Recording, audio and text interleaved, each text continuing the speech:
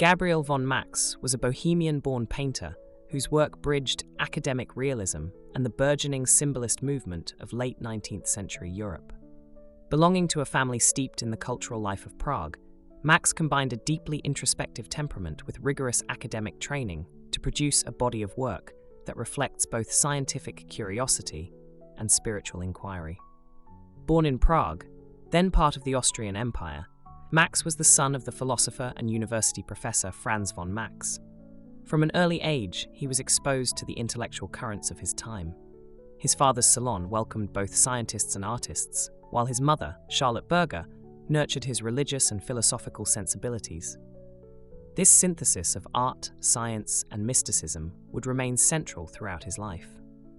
In 1852, at age 12, Max began formal artistic instruction under the history painter Josef Max at the Academy of Fine Arts in Vienna. He quickly mastered the academic conventions of drawing, composition, and anatomy.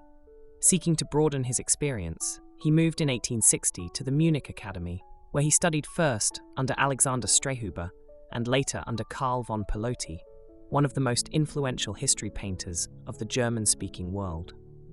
Piloty's emphasis on dramatic narrative and exacting technical control left a lasting imprint on the young artist. By the mid-1860s, Max had established himself within Munich's vibrant artistic community. He maintained a lifelong friendship with the painter Hans Makart and was part of a circle that included psychological theorists, naturalists, and occultists.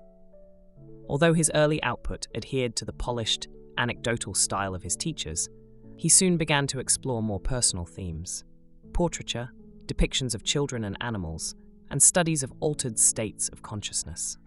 Max's career gained official recognition in 1869 when his painting, The Women of Amphissa, acquired by Emperor Franz Joseph I, secured him entree into the imperial court.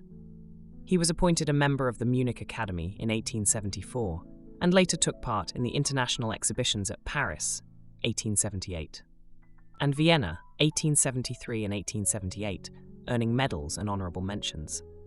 These successes were followed by membership in art associations across Germany and Austria, and invitations to serve on juries for major exhibitions. In 1881, Max moved his principal studio to Munich's Prinzregentenstrasse, close to the English Garden. His spacious atelier became a salon for intellectual exchange, and he took on numerous students. Among them were emerging artists drawn to his synthesis of traditional technique and symbolic subject matter. He also maintained a countryside estate near Penzing, where he kept a menagerie of exotic and domestic animals, especially monkeys, which he studied in intimate detail, believing they held keys to understanding human nature. A committed student of both Darwinian biology and Eastern mysticism, Max collected rare texts on comparative religion and parapsychology. He was an early member of the Theosophical Society and published essays on topics ranging from dreams to spiritualist phenomena.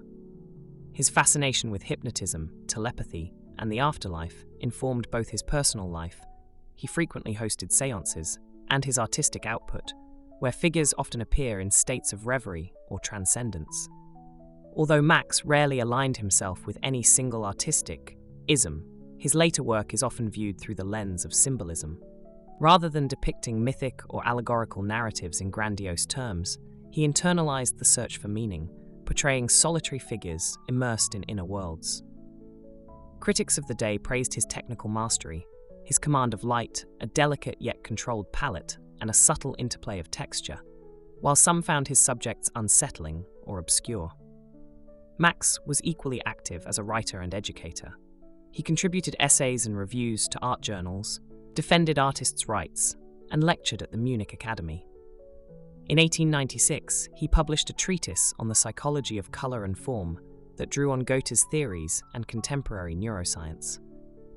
In correspondence with prominent figures such as psychiatrist Richard von Krafft-Ebing and folklorist Jacob Grimm, he helped foster a dialogue between the arts and emerging social sciences. The turn of the century brought Max's retrospective exhibitions in Munich, 1900, and Prague, 1905, which consolidated his reputation. He had been ennobled in 1902 by Emperor Franz Joseph, becoming Freiherr Gabriel von Max, an honor recognizing both his artistic achievements and his cultural contributions. Despite his acclaim, he remained something of an outsider. His intellectual pursuits sometimes estranged him from mainstream art circles, and younger avant-garde movements, Impressionism, Jugendstil, Expressionism, moved beyond his aesthetic. Gabriel von Max died in Munich on the 6th of November 1915, at age 75. His estate bequeathed several thousand sketches, studies, and manuscripts to the Bavarian State Library, while his works today reside in major collections across Europe and North America.